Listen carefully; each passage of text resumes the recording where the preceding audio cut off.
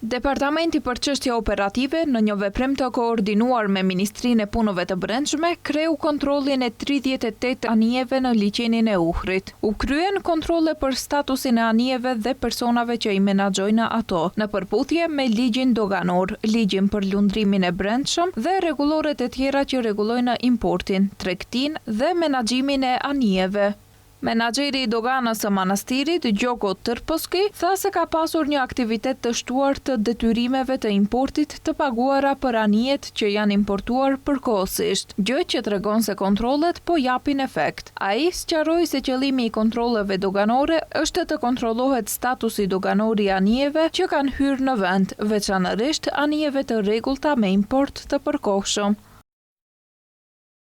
Qëllimi i aktiviteteve doganore është të kontrollohet statusi doganor i anijeve që kanë hyrë në vend, veçanërisht anijeve të rregulluara me import të përkohshëm, të cilat sipas rregulloreve doganore mund të përdoren në vend sipas afatit të përcaktuar me ligj, pas të cilit nëse nuk rieksportohet dhe nuk largohet nga vendi, duhet të rregullojnë statusin ligjor dhe ta lirojnë anijen për çdo ganim importi.